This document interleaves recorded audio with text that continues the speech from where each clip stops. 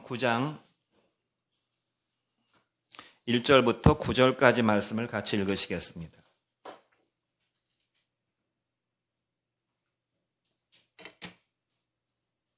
열왕기상 9장 1절 시작. 솔로몬이 여호와의 성전과 왕궁 건축하기를 마치며 자기가 이루기를 원하던 모든 것을 마친 때에 여호와께서 전에 기본에서 나타나심 같이 다시 솔로몬에게 나타나사 여호와께서 그에게 이르시되 내 기도와 내가 내 앞에서 간구한 바를 내가 들었은즉 나는 내가 건축한 이 성전을 거룩하게 구별하여 내 이름을 영원히 그곳에 두며 내 눈길과 내 마음이 항상 거기에 있으리니 내가 만일 내 아버지 다윗이 행함같이 마음을 온전히 하고 바르게 하여 내 앞에서 행하며 내가 내게 명령한 대로 온갖 일에 순종하여 내 법도와 율례를 지키면 내가 내 아버지 다윗에게 말하기를 이스라엘의 왕위에 오를 사람이 내게서 끊어지지 아니하리라 한 대로 내 이스라엘의 왕위를 영원히 견고하게 하려니와 만일 너희나 너희의 자손이 아주 돌아서서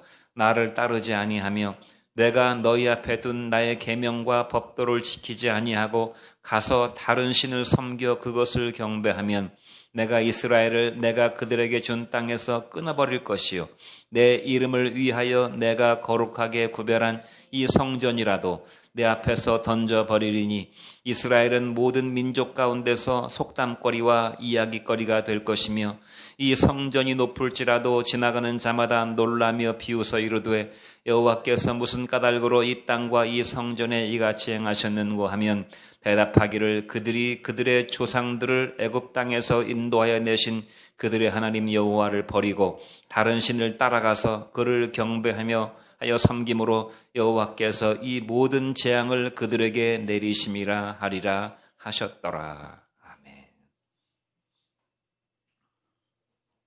다시 한번 기도합니다. 하나님 아버지, 저희가 일주일 동안 하나님 부어주시는 은혜와 축복 속에 먹고 마시며 또 형제간들과 교제하고 좋은 것들을 보며 좋은 것들을 귀로 들었사오나 하나님의 말씀이 아니면 채워지지 않는 영혼의 갈급함이 있음을 우리가 이 시간 고백하며 주님의 거룩한 말씀 앞에 섰습니다.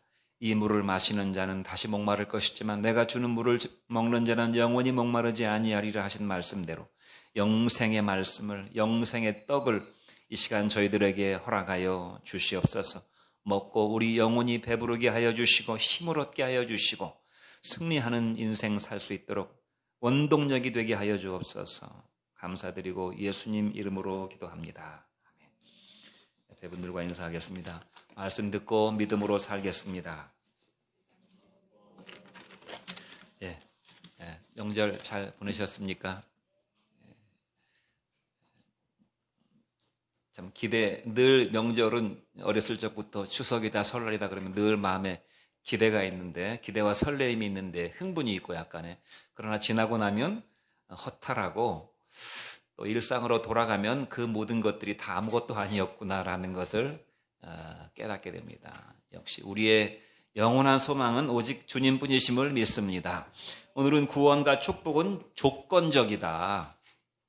우리가 알기로는 구원은 무조건적이다. 축복도 하나님께서 우리의 어떤 조건을 보시고 주시는 것이 아니라 하나님이 일방적으로 은혜로 주신다. 이렇게 우리가 기본적으로 알고 있는데 구원과 축복이 조건적이라고요? 그러면 그 말이 맞는 말씀이다 그 말입니다. 하나님의 구원과 축복이 무조건적이라고 하는 것도 맞는 말이고 하나님의 구원과 축복이 조건적이라고 하는 말도 맞는 것입니다. 우리가 하나님의 구원과 축복이 무조건적이라고 하는 하나님의 은혜라고 하는 것은 많이 들어서 익히 알고 있는데 하나님의 구원과 축복이 그러면 조건적이라고 하는 것은 어떤 의미인가? 오늘 그 말씀을 우리가 살펴보려고 합니다. 첫 번째, 언약 안에 거하면 축복이다. 한번 따라해 보겠습니다. 언약 안에 거하면 축복이다. 다시 한번 언약 안에 거해야 축복이다. 다시 한번 시작. 열왕기상 9장 4절로 5절 말씀 같이 한번 읽어보겠습니다. 열왕기상 9장 4절로 5절 시작. 내가 만일 네 아버지 다윗의 행함같이 마음을 온전히 하고 바르게 하여 내 앞에서 행하며 내가 내게 명령한 대로 온갖 일에 순종하여 내 법도와 율례를 지키면 내가 내 아버지 다윗에게 말하기를 이스라엘의 왕위에 오를 사람이 내게서 끊어지지 아니하리라 한 대로 내 이스라엘의 왕위를 영원히 견고하게 하려니와 그랬습니다. 하나님께서 솔로몬에게 주신 말씀인데 내가 만일이라는 조건을 달았다 그 말입니다. 그 조건의 내용을 우리가 곰곰이 곱씹으면서 살펴볼 필요가 있다는 것입니다. 무조건적이라고 알고 있지만 사실 조건이 있다는 것입니다. 내가 만일 내 아버지 다윗, 자기 아버지 다윗을 예로 들었으니까 누구보다 잘 알 수 있지요.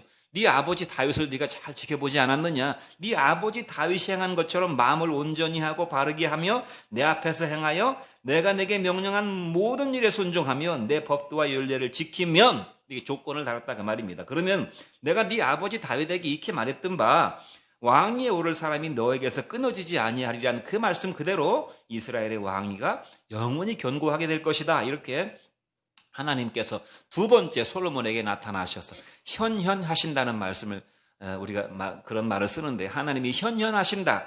영어로는 manifestation 또는 incarnation이라는 말을 쓰는데 incarnation이라는 말이 많이 쓰이는 말입니다. 무슨 말이냐면 성육신하신다 그 말입니다. 하나님이 우리가 눈으로 직접 볼 수 있도록 나타내 보여주신다 그 말이에요. 그러니까 그 하나님의 하나님의 나타나심의 아주 결정판은 예수님께서 육체를 직접 입고 오신 것이죠. 그러나 예수님이 오시기 이전에도 이미 하나님께서는 여러 가지 모양으로 현현하셨습니다. 그 중에 하나가 바로 솔로몬에게 두 번째 나타나신 것인데 첫 번째는 우리가 솔로몬이 왕위에 오른 다음에 하나님 앞에 감사하는 뜻으로 하나님 앞에 1000번째 감사제를 드리지요. 1000마리 양을 잡아서 하나님 앞에 감사 예배를 드리니까 하나님께서 그날 밤에 꿈에 나타나셔가지고 솔로몬아 내가 네게 무엇을 줄까? 구하라. 그러니까 솔로몬이가 내가 하나님의 말씀을 듣는 마음을 주시옵소서.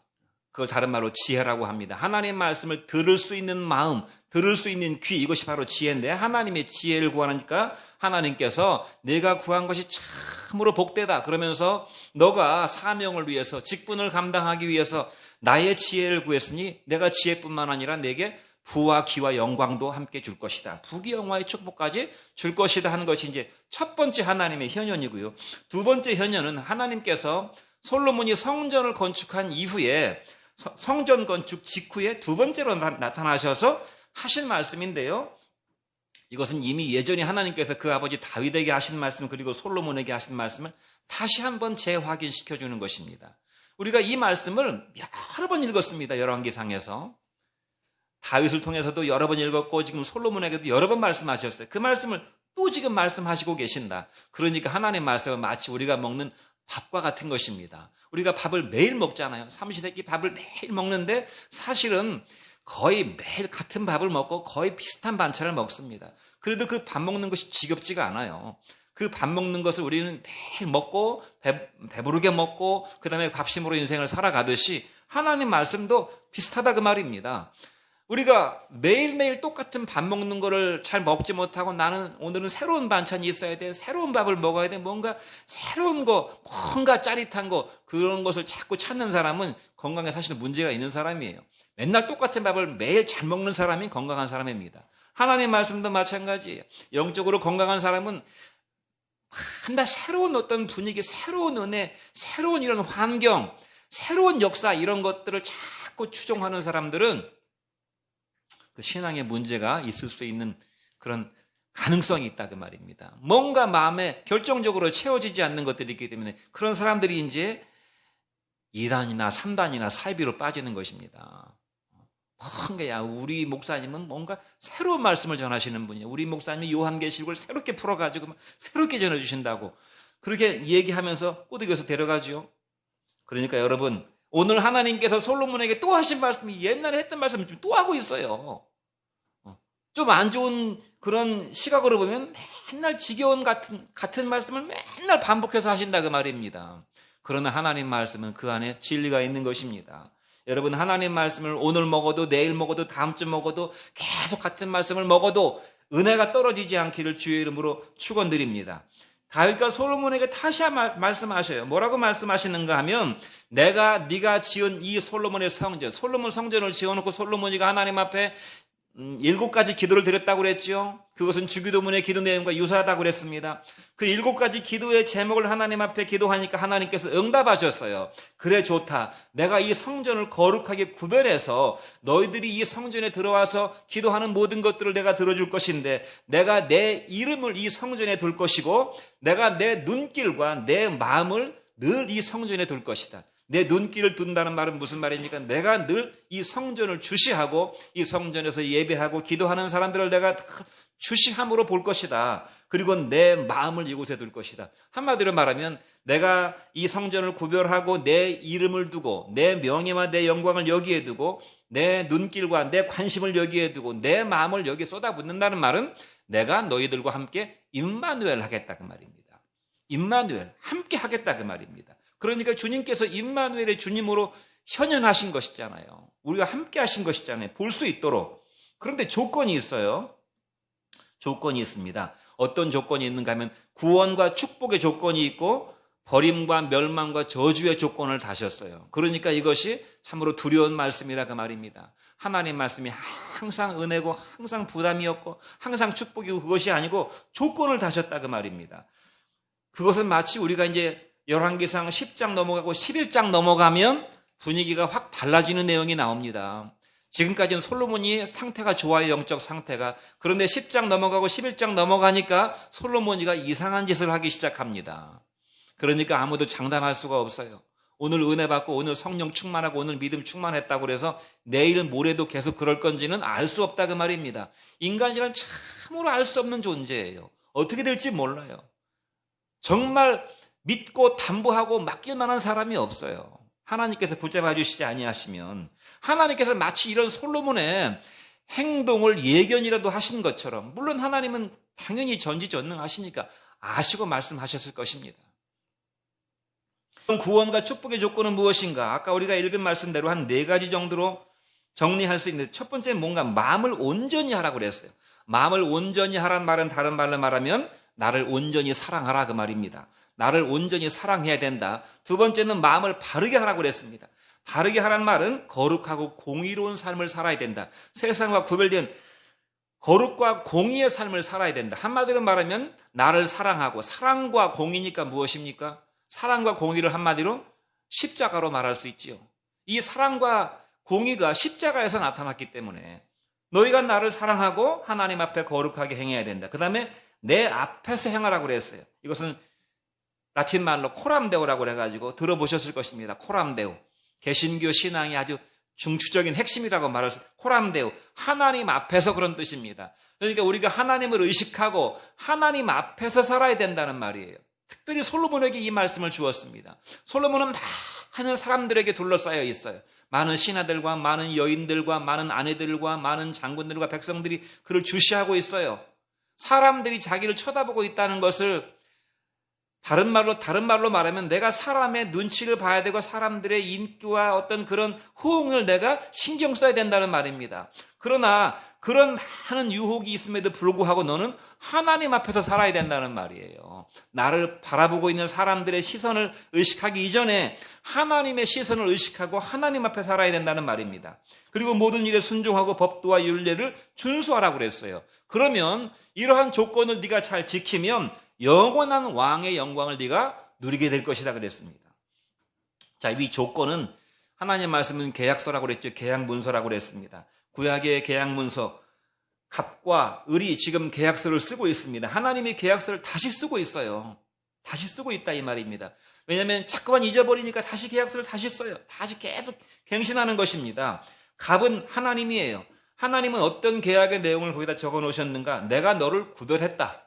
내가 너를 거룩하게 했다 그 말입니다. 그리고 내가 너와 함께 할 것이고 내가 너에게 영원한 왕의 영광을 줄 것이다 그랬어요. 그러면 을은 누구입니까? 을은 이스라엘이에요. 솔로몬이에요. 바로 저와 여러분들입니다. 하나님은 저와 여러분들과 지금 계약서를 계속 갱신해서 오늘도 주일 예배의 의미는 계약서 내용을 새롭게 하나님이 지금 갱신하고 있다고 말할 수 있어요.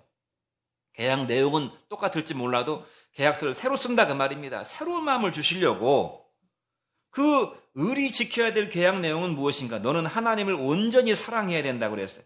최고로 하나님을 사랑해야 되고 거룩과 공의로 인생을 살아야 된다. 세상과 구별된 인생을 살아야 되고 그다음에 믿음으로 순종해야 된다는 것입니다.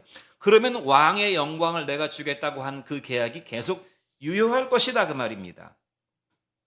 그런데 이 계약을 우리가 하나님 앞에 1대1로 계약서를 다시 써서 하나님이 도장을 딱 찍어주시지만은 이 계약 자체는 사실 우리에게는 100% 하나님의 은혜입니다. 계약은 원래 동등계약이 일반적인 계약이잖아요. 갑과 을의 동등계약이. 이것이 은혜라고 하는 것을 우리가 지난번 로마서 4장 6절에서 살펴봤는데 다시 한번 읽어보겠습니다. 로마서 4장 6절 말씀 같이 읽습니다. 시작. 일한 것이 없이 하나님께 의로 여기심을 받은 사람의 복에 대하여 다윗이 말한다. 뭐라고 말했습니까? 허물의 사함을 얻고 그 죄가 가리워진 사람은 복이 있고 하나님께서 그 죄를 인정하지 아니하실 사람은 복이 있다 그랬어요. 다윗이 뭐라고 그러냐면 일한 것이 없이도 아무런 일도 하지 않았는데 하나님께서 우리를 의롭다고 여기셨어요. 하나님 자녀의 권세를 주고 왕의 영광을 주었다 그 말입니다. 그 사람이 받은 복에 대해서 말한 바 허물의 사함을 얻고 사실 우리는 허물이 많은 사람이었습니다. 그 죄가 가리워진 사람, 죄가 많은 사람이었어요. 그런데 하나님이 죄를 가리워 주셨고 우리는 불의한 사람이었는데 하나님께서 우리의 죄를 인정하지 아니하시는 그러한 복을 주었다는 것입니다. 그러한 복을 준 상태로 우리와 계약서 내용을 쓰셨어요. 사실 을은 저와 여러분은 솔로몬도 마찬가지입니다. 이스라엘은 인생의 파산자들이었습니다. 이스라엘 백성들은 그 말 이름 자체가 히브리 민족이라고 떠돌이 민족이었다 그 말입니다. 인생의 떠돌이 방랑자들이었어요. 아무런 값어치가 없는 그들은 범죄해가지고 그 범죄의 대가인 사형 판결을 이미 받아놓은 사람들이고 지금 감옥에서 감옥 생활을 하고 있는 사람들이었다 그 말입니다. 그것이 하나님을 알지 못한 인생들의 실존이에요. 그들의 인생은 이미 파산했어요. 파탄난 사람들이다 그 말. 아무런 소망이 없어요. 남아있는 인생이라고 하는 것은 사형 집행을 기다리면서 범죄자의 신분으로 이 땅에서 감옥 같은 삶을 살고 있는 것이다. 아무런 계약금도 없어요. 계약금 한 푼도 없이 하나님과 마주 앉아가지고 계약서를 쓰고 있다 그 말입니다. 아무런 대가도 지불하지 않았어요. 그냥 거저 왕의 영광을 얻게 되었다는 것입니다. 신명기 28장 2절 말씀은 이것을 뭐라고 말씀하는지 같이 한번 다시 읽어보겠습니다. 구약성경 신명기 28장 2절 내가 내 하나님 여호와의 말씀을 청종하면 이 모든 복이 내게 임하며 내게 이를 것이다. 신명기 28장은 축복과 저주의 말씀이 서로 공존하고 있는 말씀입니다. 거기 보면 서두에 내가 네 하나님 여호와의 말씀을 청종하면 가정을 달았습니다. 조건을 달았다 그 말입니다. 그러니까 무조건적이 아니라는 거예요. 이 모든 복이 내가 내게 명하는 모든 복이 내게 임하면 내게 이를 것이다 그랬어요. 그러니까 우리가 명심해야 될 것은 무엇입니까? 구원과 영광은 값으로 매길 수 없는 은혜입니다. 값으로 매길 수 없다는 것은 이 하나님이 우리에게 주시는 것에 대해서 우리가 그걸 대가를 지불할 능력도 없고 거기에 상응하는 어떤 대가 가치, 똑같은 등가 가치가 없다는 것이 이 세상에서는. 그러니까 하나님께서 우리가 지불할 능력도 없고 거기에 상응하는 가치도 없기 때문에 하나님이 그냥 선물로 주신 것이라는 것입니다. 그냥. 여러분 세계 최고의 축구선수 메시가 있잖아요. 메시가 이제 나이가 33살인가 34살이어가지고 이제 선수 생명이 얼마 남지 않았는데요. 이 사람의 몸값이 지금 당장 팔아도 4천억 원을 줘야 된다고 합니다. 4천억 원. 몸값이 이적료가 4천억 원이에요. 그 다음에 그 사람한테 1년에 줘야 되는 연봉이 얼마냐면 1200억이에요. 1200억. 어마어마한 몸값을 가지고 있는 사람이 메시지요. 축구선수 메시. 그러나 메시 같은 사람이 수억 명이 있어도 주님의 은혜의 값을 감당할 수가 없다 그 말입니다. 주님의 몸값은요. 주님의 걸어가신 십자가에서 지불하신 그 몸값은 우리가 대가를 지불할 수 있는 가치가 세상에는 존재하지 않아요. 세상에는 그것을 우리가 그냥 거저 받았다 그 말입니다. 거저 은혜로 받았어요. 이 은혜로 받는 사람은 조건이 없어요. 조건 없이 누구에게나 인간의 조건을 따지지 않고 하나님은 누구에게나 주신다는 점에서 무조건적이라 그 말입니다. 그런데 그 은혜는 효력을 발휘할 때 조건이 있어야 발휘한다 그 말이에요. 그 효력은요 조건적이라는 것입니다.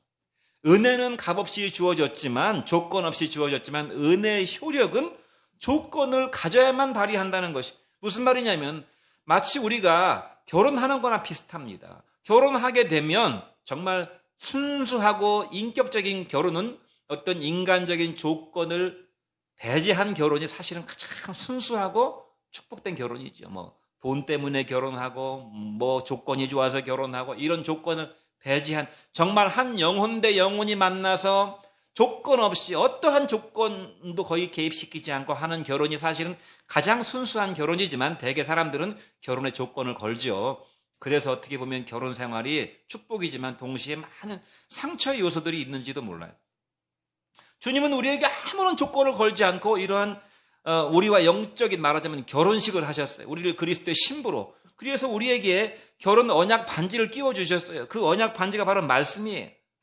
그러니까 우리가 결혼을 했으면 그리스도의 신부가 되었으면 이 결혼의 언약 반지를 늘 끼고 있어야 됩니다. 이것이 우리의 신부된 정체성이에요. 이 신부된 정체성을 유지하고 있어야 되고 그 안에 머물며 살아야 됩니다. 이것은 결혼했으면 결혼식 올렸다고 끝이 아니고 삶을 살아야 되잖아요. 실제로 아내로서 남편으로서의 삶을 살아야 된다 그 말입니다. 신앙생활은 삶이죠. 우리의 삶이죠. 우리가 삶의 현장으로 돌아가서 가정에서 직장에서 세상 속에서 인간관계 속에서 많은 노동 속에서 인생을 살아가는 삶이죠. 이 삶을 살아갈 때 믿음으로 살아야 된다는 말입니다. 또 주님의 재림을 대망하면서 이것은 우리의 삶의 가치관이 무엇이어야 되는지를 보여주는 것이 우리의 인생의 가치관은 무엇입니까? 우리가 주님을 만나서 주님의 자녀가 되었지만 아직 주님은 우리에게 온전히 오시지 않았습니다. 재림의 주님으로서 부활하신 재림의 주님을 우리가 사모하면서 대망하면서 믿음의 삶을 순종해야 되는 것이 우리의 삶의 패턴이고 그것이 우리의 삶의 가치관이 되어야 된다는 말이에요. 우리의 삶의 가치가 무엇이냐면 다시 오실 예수님입니다. 다시 오실 예수님이 우리의 삶의 가치관이에요. 우리의 삶의 바라는 소망입니다. 이것이 유일한 것입니다. 그러면서 순종해야 된다는 것입니다. 그러니까 한마디로 요약하면 구원의 씨는 은혜로 주어졌지만 구원의 열매는 조건적이라는 것입니다. 씨는 무조건적으로. 그러니까 씨 뿌리는 자의 비유를 보세요. 농부가 나가서 밭에 나가 씨를 뿌릴 때요. 그냥 막 뿌립니다. 아무 데나 막 뿌려요. 아무 데나 막 뿌린다는 것은 좀 특이한 일이에요, 사실은. 밭을 잘 읽어가지고 그 잘 일궈진 옥토에만 뿌려야 되는데 이 농부는 이상하게도 그냥 막 뿌립니다. 그러니까 어떤 씨들은 길가에 떨어졌고 어떤 씨들은 가시떨기에 떨어졌고 어떤 씨들은 바위에 떨어졌어요. 이것은 뭘 말하는 거냐면 하나님의 은혜는 지금 막 조건 없이 뿌려지고 있다는 것입니다. 그런데 열매는 무엇이 맺습니까? 옥토에 떨어진 씨만이 열매를 맺고 있잖아요. 옥토에 떨어져 있어야만, 옥토에 떨어져서 땅속에 묻혀야만 열매를 맺는다는 것입니다. 나머지 것들은 다 불태워졌어요. 구원의 열매는 조건적이라는 것입니다. 조건적이라는 것이. 은혜는 다 누구에게나 무조건적으로 주어지지만 구원의 열매는 조건이 있어야만 조건적으로 맺혀진다는 사실을 기억하고 저와 여러분은 하나님의 무조건적인 은혜를 받을 뿐만 아니라 하나님께서 명령하시는 그 조건을 우리가 잘 순종해서 열매를 맺으시는 축복이 있기를 주의 이름으로 축원드립니다. 그러면 언약 밖에 거하면 어떻게 되는가? 저주가 임한다고 그랬어요. 열왕기상 9장 6절 말씀을 같이 한번 읽어보겠습니다. 시작. 만일 너희나 너희 자손이 아주 돌아서서 나를 따르지 아니하며 내가 너희 앞에 둔 나의 계명들과 법도를 지키지 아니하고 가서 다른 신을 섬겨 그것들을 경배하면 내가 이스라엘을 내가 그들에게 준 땅에서 끊어버릴 것이라고 그랬어요. 저주의 경고입니다. 그런데 이 저주의 경고는 축복의 약속의 분량적으로 2배 분량이에요. 6절부터 9절까지. 축복은 5, 6절, 2, 9절이지만 저주는 4, 5절, 2, 9절이지만 저주는 6에서 9절까지 2배 분량입니다. 이 비슷한 말씀이 신명기 아까 28장에도 나온다고 그랬죠. 거기 축복과 저주가 나오는데요. 하나님의 축복은 1장 28장 1절부터 28절까지 28절이고 저주는 29절부터 68절까지 무려 몇 절입니까? 근 한 50절 이상 됩니다. 축복의 말씀의 2배 혹은 그 이상의 분량으로 하나님께서는 저주를 말씀하시고 계신다는 것이에요. 그러니까 오늘 신약적인 표현으로 말하자면 천국을 말씀하시는 것보다는 지옥을 더 많이 말씀하신다는 것입니다. 이것이 주는 교훈이 있어요. 이 하나님의 언약을 이탈하는 사람들이 많다는 것입니다. 하나님의 언약의 당사자가 돼서 하나님의 언약의 1:1로 계약서를 쓰는 축복을 받았지만 그 언약 문서를 종이 찢어버리듯이 찢어버리는 사람들이 많다는 것입니다. 그 계약서를 찢어버리고 이탈하는 사람들이 많다는 것이 그만큼 또 유혹이 강하다는 말입니다. 유혹이. 우리는 마귀의 유혹이 얼마나 강한지 잘 몰라서 우리가 그 유혹에 민감하게 대처하지 못하는 경향이 있을 수 있어요. 여러분, 유혹을 이긴다는 건 쉬운 일이 아닙니다. 여러분, 저도 계속 지금 살을 빼려고 하고 있지만 잘 빠지지 않아요. 다이어트가 얼마나 어려운지는 그것을 조금이라도 시도를 해보려고 하는 사람은 다 알 수 있어요. 내가 이번 달에 1kg 빼야지, 2kg 빼야지. 1, 2kg 빼는 거 별거 아닌 것 같지만 한 달에 1, 2kg를 빼는 사람은 드뭅니다. 그만큼 유혹이 강한 거예요. 이 유혹이라는 것은 내 의지를 그냥 무참하게 다 짓밟아버려요. 그럼 우리가 먹고 마시는 유혹도 이렇게 이기기 어려운데 영적인 보이지 않는 유혹을 어떻게 쉽게 간파해서 이길 수가 있겠습니까? 쉽지 않기 때문에 주님은 2배 분량으로 말씀하시고 계신다 그 말입니다. 2배 분량으로. 세상 탕류에 휩쓸리는 사람들이 부지기수로 많다는 것입니다. 연속적으로 히브리서 말씀을 읽어보도록 하겠습니다. 히브리서 2장 1절 말씀을 같이 보겠습니다. 그러므로 우리는 들은 것에 더욱 유념함으로 우리가 흘러 떠내려가지 않도록 함이 마땅하다 그랬어요. 하나님 말씀을 들었으면 그 들은 것을 더욱 유념하라 그랬어요. 유념함으로써 우리가 흘러 떠내려가지 않도록, 죄악에 흘러 떠내려가지 않도록 주의하는 것이 마땅하다 그랬어요. 또 히브리서 3장 12절 말씀은 뭐라고 말씀합니까? 형제들아, 너희는 삼가 혹 너희 중에 누가 믿지 아니하는 악한 마음을 품고 살아계신 하나님에게서 떨어질까 조심하라 그랬어요. 너희 중에 삼가 혹이니까, 너희 중에 삼가 혹이란 말은 무슨 말입니까? 삼가라는 말은 굉장히 주의하라 그 말입니다. 혹이란 말은 무슨 말입니까? 누구든지 그럴 수 있다는 말입니다. 저도 그럴 수 있고 여러분도 그럴 수 있다는 말입니다. 너희 중에 누가 믿지 아니하는, 지금 믿는데 믿고 있는 사람인데 믿지 아니하는 악한 마음을 품을 수 있다는 것입니다. 믿지 않는 건 악한 것이에요. 불신앙은. 악한 마음을 품고 살아계신 하나님에게서 떨어질까 조심하라. 이 떨어질까 조심하라는 말은 아직 안 떨어진 사람을 두고 얘기하는 것입니다. 하나님에게서 아직 떨어지진 않았어요. 그런데 떨어질 수 있다는 것입니다. 조심하라는 거예요. 우리가 코로나 조심하듯이 조심하라는 것입니다. 코로나는 대통령도 안 가리잖아요. 트럼프도 코로나에 걸렸잖아요. 그러니까 누구도 가리지 않습니다. 목사도, 장로도, 평생 믿은 사람도, 모태신앙도 가리지 않아요. 이 죄의 유혹이라고 하는 것은. 마지막으로 히브리서 4장 1절 2절 말씀을 같이 한번 읽어보겠습니다. 시작. 그러므로 우리는 두려워할지니 그의 안식에 들어갈 약속이 남아있을지라도 너희 중에 혹 이르지 못할 자가 있을까 함이라. 그들과 같이 우리도 복음 전함을 받은 자이나 들은 바 그 말씀이 그들에게 유익하지 못한 것은 듣는 자가 믿음과 결부시키지 아니함이라 그랬어요. 두려워함으로 남은 세월을 지나라고 그랬어요. 안식에 들어갈 약속이 아직 남아있다는 것은 무슨 말입니까? 우리가 아직 온전한 안식에 들어가지 못했다는 것입니다. 우리가 부분적으로 그림자와 같은 안식을 맛보고 있지만 실제적으로 안식의 실체에는 들어가지 못했다는 말입니다. 남아있을지라도 너희 중에 혹 이르지 못할 자가 있을까? 두려워한다고 그랬어요. 너희가 지금 그 안식을 향해서 인생을 걸어가고 있는데 거기 도달하지 못할 자가 있을지 모르겠다 그 말입니다. 그들과 같이, 그들은 누굽니까? 이스라엘 백성들의 조상들입니다. 구약시대 이스라엘 백성들은 거의 대부분이 다 실패했죠. 가나안 땅에 들어가지 못했잖아요. 출애굽은 했지만 이집트를 탈출해서 하나님의 엄청난 구원의 은혜 속에서 홍해바다가 갈라진 어마어마한 기적을 체험하고 광야에서 만나가 내려와서 메추라기가 내려와서 먹고 마시는 기적을 체험했지만 가나안 땅에 들어가지 못한 사람이 99.9%예요. 그들처럼 우리도 복음을 전해 들은 사람들이지만 들은 바 그들에게 유익되지 못한 것은 하나님 말씀을 들었지만 그들에게 아무런 유익이 되지 못했어요.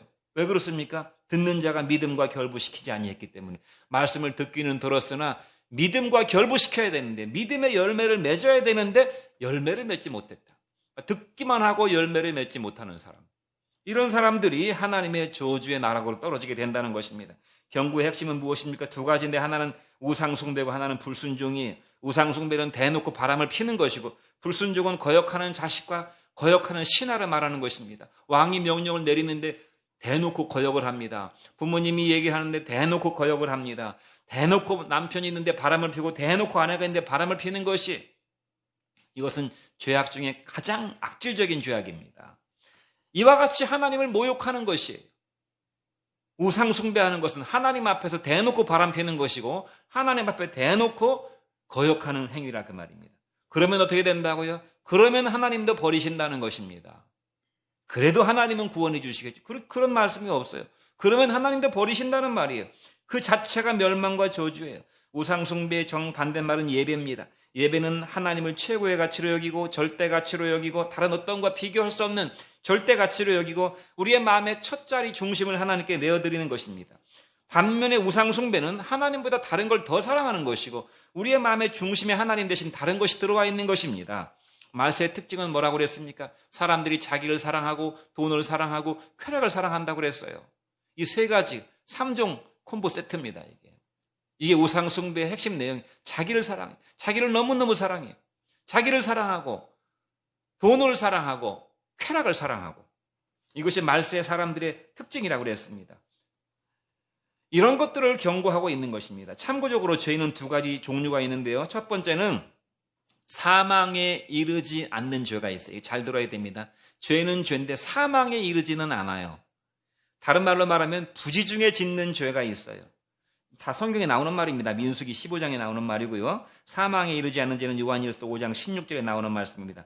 또 아주 돌아서지 않는 죄. 돌아섰는데 아주 딱 돌아서진 않아요. 등을 완전히 돌리지는 않았다 그 말입니다. 하나님으로부터 좀 멀어졌어요. 그러나 등을 돌리지는 않았어요. 약간 엉거주춤한 자세로 하나님에게 살짝 등을 보이고 있는 그런 죄가 있다는 것입니다. 이런 죄들은 속죄의 기회가 남아있고 회개하면 구원 얻을 수가 있습니다. 그러나 성경은 여기 사망에 이르는 죄가 있다고 말씀하고 있고 또 민수기서에 보면 고범죄가 있다고 그랬어요. 고의적으로 계속 죄를 짓는 것입니다. 고의적으로 알면서 계속 죄를 짓는다 그 말입니다.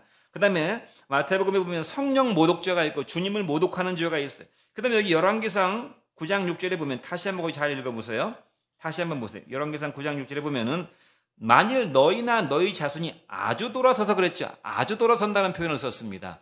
아주 돌아선다는 말은 그야말로 완전히 100% 돌아섰다는 말입니다.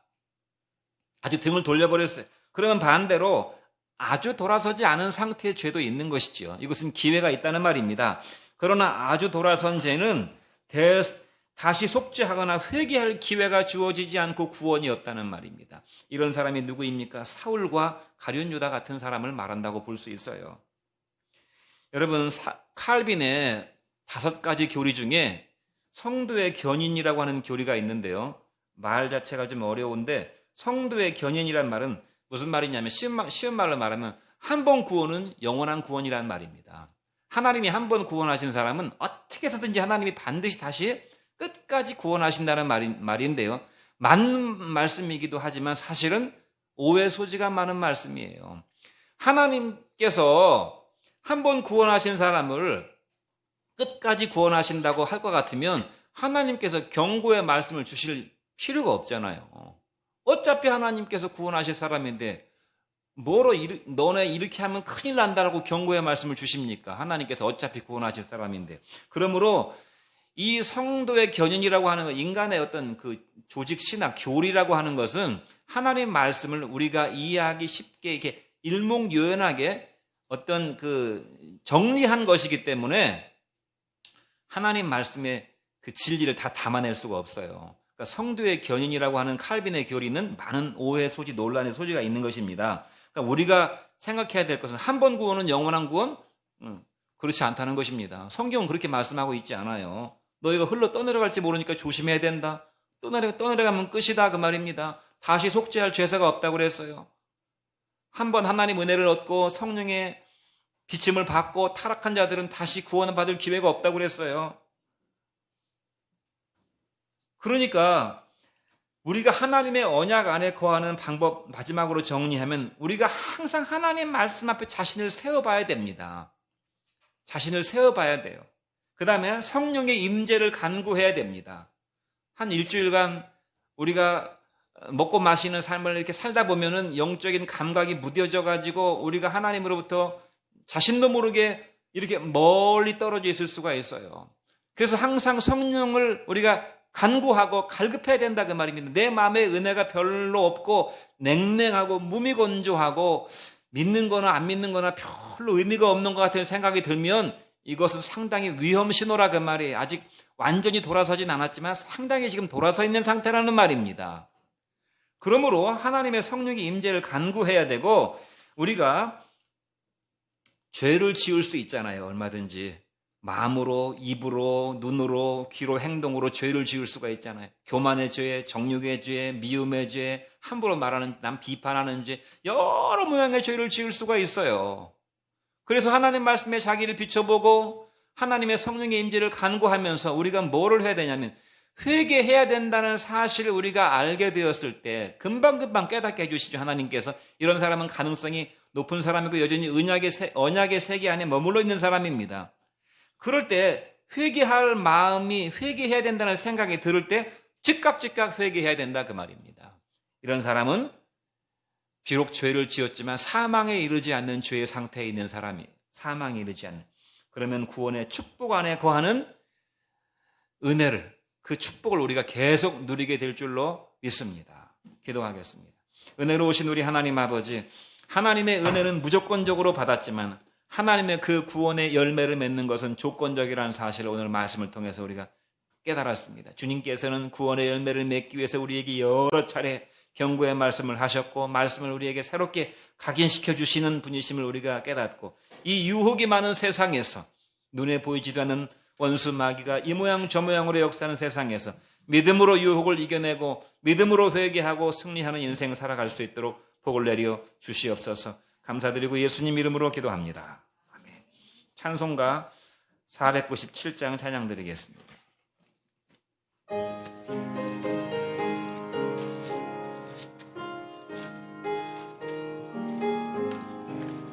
주 예수 넓은 사랑 그 크신 은혜를 나 힘써 전파함은 참 기쁜 일일세.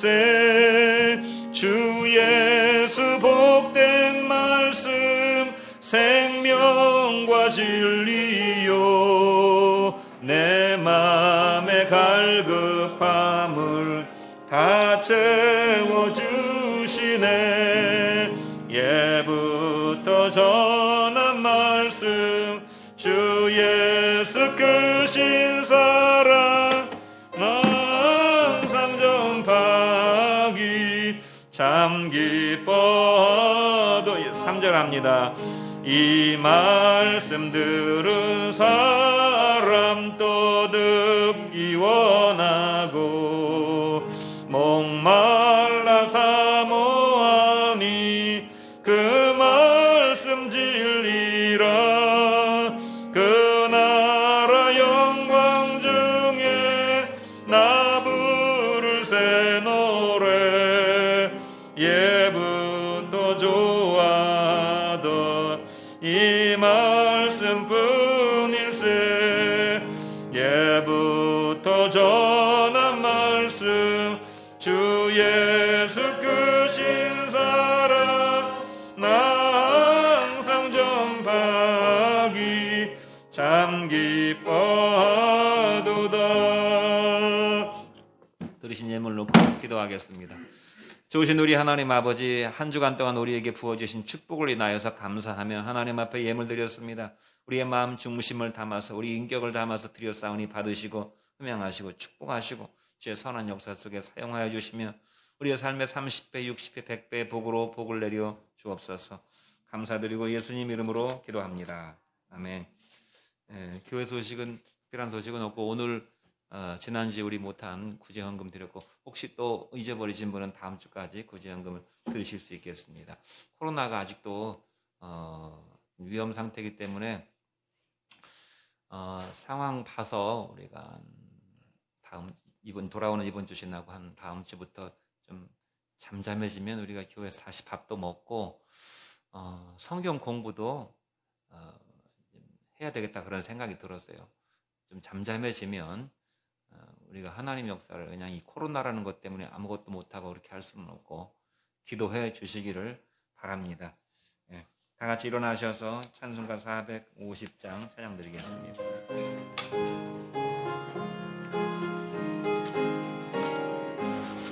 내 평생 소원 이것뿐 주의 일 하다가 이 세상이 앞에 가리라. 불같은 시험 많으나 겁내지 맙시다. 구주의 권능 크시니 이기고 남겠네. 살같이 빠른 광음을 주위에 아끼세.